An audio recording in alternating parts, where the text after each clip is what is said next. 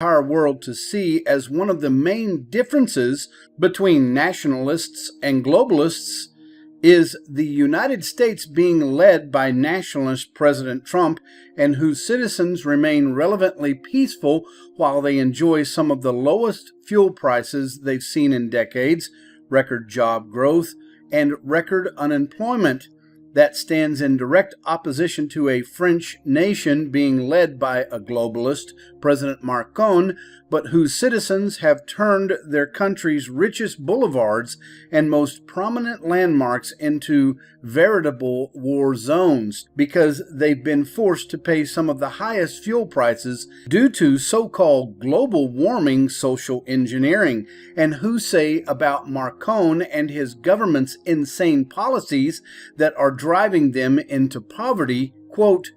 "They talk about the end of the world while we are talking about the end of the month," unquote. Also being exposed at the G20 summit, this report explains, are the beyond hysterical migrant policies these globalists are trying to force upon the world. Best exampled by the globalist nation of Germany, having just started an ad campaign offering migrants cash to go home,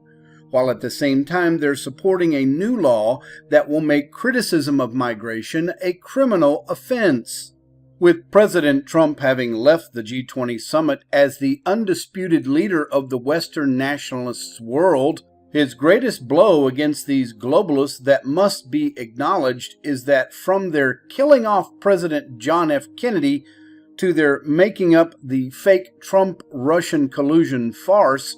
he has indeed forced the deep state out of the shadows, thus exposing who they really are, such as the Clintons, whose tin cup is worthy of the Smithsonian, as they hoovered more than $2 billion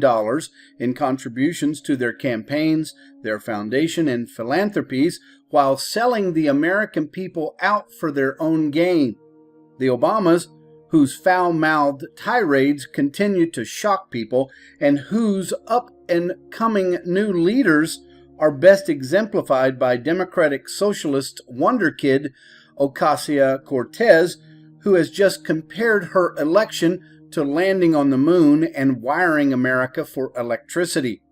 leaving it no wonder why President Trump's popularity has continued to rise in spite of everything these globalist elites have thrown against him,